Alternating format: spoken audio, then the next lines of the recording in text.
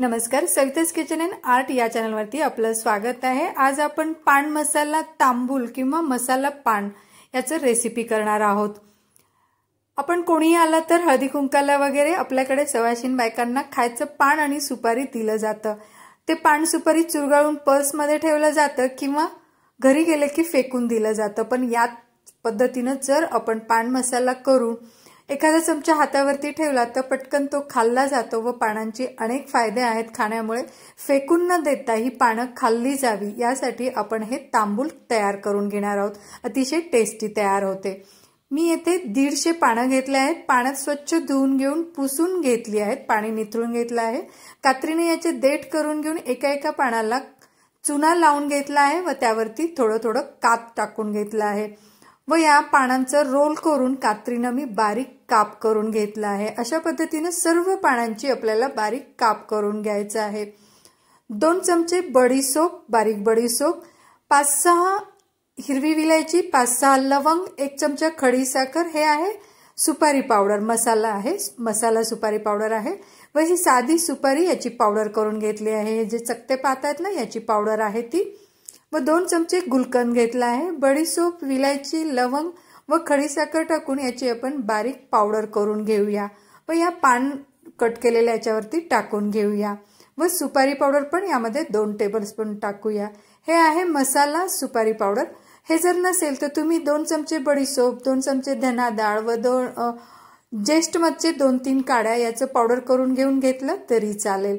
जर विकत आणलं तर चांगलंच आहे। मसाला आपल्याला एवढी मेहनत करायची गरज नाही। यामध्ये आपण 2 चमचे गुलकंद टाकला आहे। गुलकंद पण थोडं थोडं सगळीकडे पसरून घेऊन थोडं थोडं पान घेत आपण मिक्सरमध्ये वाटून घेऊया। हे वाटण सुरुवातीला हिरवं दिसतं पण जसा जसा वेळ जातो तसा तसा याला छान असा कलर येतो। अंदाजे पानामध्ये चुना आणि कात टाकला तर आपल्याला कळत नाही, त्यामुळे आपण प्रत्येक पानाला चुना आणि कात वेगळा लावून घेतला आहे। यामुळे आपलं पान अगदी करेक्ट असं मसाला तयार होईल। नाही तर कधी चुना जास्त तर कधी कात जास्त असं होईल, त्यामुळे आपण प्रत्येक पानाला चुना आणि हे लावून घेतलं आहे। हे पान मसाला असाच खाल्ला तरीही खूप छान लागतो, पण यामध्ये आणखीन मी काही जिन्नस टाकणार आहे। हे जिन्नस सर्व ऐच्छिक आहेत। असेल आवडत असेल तर नक्की टाका, नाहीतर अशाच पद्धतीने तुम्ही पान खाऊ शकता।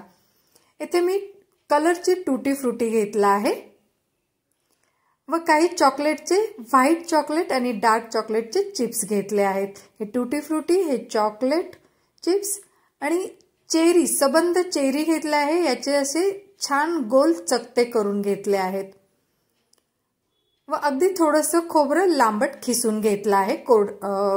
गोळा खोबरं आहे ते। हे सर्व जिन्नस थोडे थोडे या पान मटेरियलमध्ये टाकून मी मिक्स करून घेणार आहे। यामुळे दिसायलाही छान दिसेल हे पान मसाला आणि खाण्यास तर चव अतिशय छान येतो। तर हे मी थोडंसं सुपारी पान मसाला पावडर एका वाटीमध्ये काढून घेत आहे। यावरती मी थोडंसं कलर टूटी फ्रुटी, चेरी, चॉकलेटचे चिप्स व खोबरं हे सर्व टाकून घेऊन छान मिक्स करून घेत आहे। हा मसाला तुम्ही जास्त करून घेऊन फ्रीजमध्ये स्टोर पण करून ठेवू शकता। तुम्हाला जेव्हा पाहिजे तेव्हा रोज जेवणानंतर थोडा थोडा हा मसाला आपल्याला खाता येईल। अतिशय तोंड छान पडेल व आपण खाल्लेलं अन्न पण पचेल, याचे खूप सारे गुण आहेत। तर आपण हे अशा पद्धतीने सुंदर असं टेस्टी असं पान मटेरियल तयार करूया। तुम्ही पाहू शकता अतिशय छान असा माझा पान मसाला रेसिपी तयार आहे। लवकरच भेटूया पुढच्या रेसिपीमध्ये।